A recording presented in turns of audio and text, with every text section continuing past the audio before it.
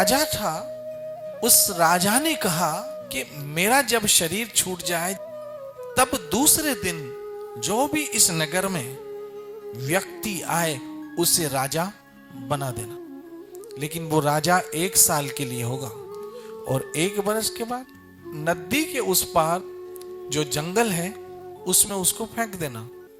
तो महाराज वहां तो बड़े भयंकर जानवर रहते हैं, वो तो खा जाएंगे।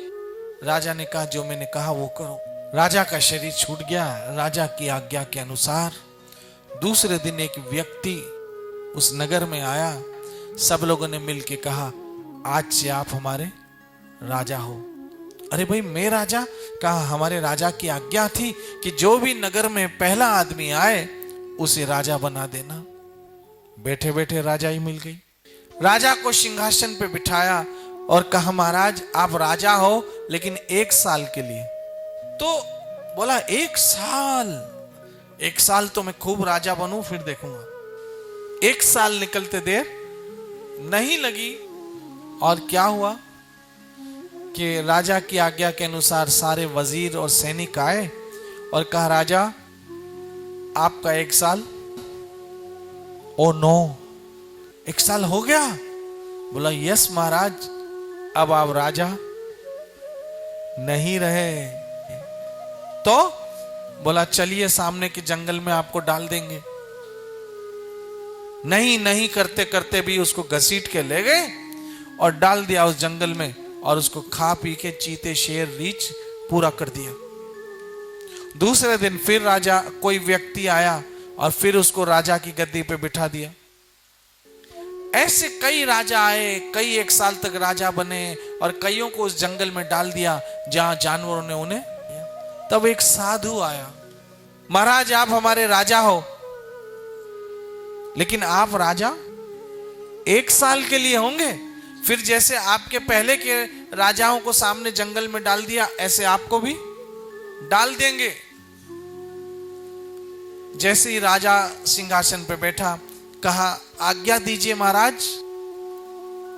राजा ने कहा मुझे सोचने दो क्योंकि मैं 1 साल के लिए राजा हूं तो मैं सोच समझ के आपको आज्ञा दूंगा। राजा ने रात भर सोचा तो बात याद आई कि आप 1 साल के बाद सामने वाले जंगल में फेंक दिए जाओगे। राजा ने मन ही मन में एक विचार कर लिया। राजा ने दूसरे दिन आज्ञा दी कि मेरी आज्ञा है कि सामने वाले जंगल को काट दिया जाए,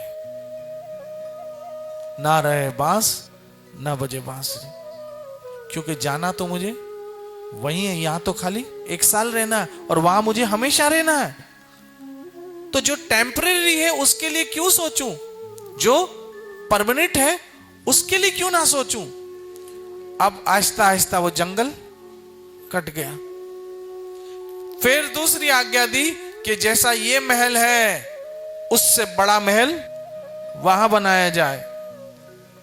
वो भी बन गया और राजा रोज कश्ती में वहां जाता और जाकर क्या करता, खजाने में अपने साथ से हीरे मोती सोने चांदी यहां से वहां ट्रांसफर करता। ऐसे जब साल पूरा हो गया तो शर्त के अनुसार बोला महाराज अब चलिए आप सामने।